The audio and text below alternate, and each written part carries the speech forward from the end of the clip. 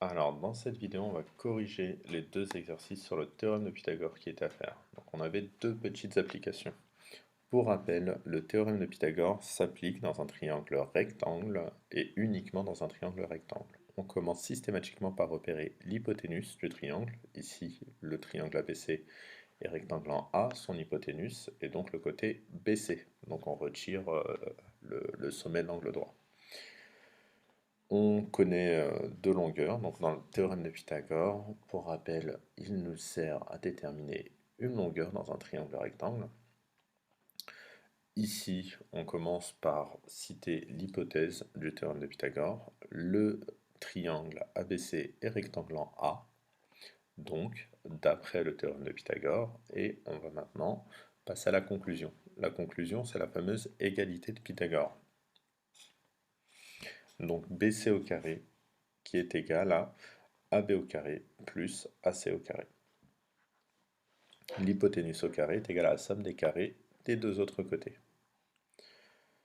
Pour rappel, on écrit Pythagore avec une majuscule puisque c'est un nom propre. Donc BC au carré est égal à AB au carré plus AC au carré. Ensuite, à l'étape suivante, on remplace ce qu'on connaît. Donc BC au carré, BC on ne le connaît pas, on laisse BC. AC c'est 4 au carré, c'est 4. AB 6, et du coup on a BC qui est égal à 4 au carré plus 6 au carré, donc 16 plus 36, et du coup BC au carré est égal à 52. Pour avoir BC, c'est simple, on fait la racine carrée de 52. Et donc on sait que l'unité ici, ça sera le centimètre, puisqu'on a les côtés AB et AC qui sont donnés en centimètres. Donc BC est environ 7, quelque chose.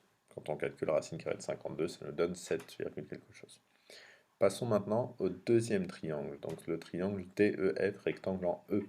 On repère tout de suite l'hypoténuse de ce triangle-là, donc c'est le côté DF, c'est le plus grand côté du triangle rectangle. On cite encore une fois l'hypothèse du théorème de Pythagore. J'espère que c'est assez lisible pour vous. Donc le triangle DEF est rectangle en E, donc d'après le théorème de Pythagore,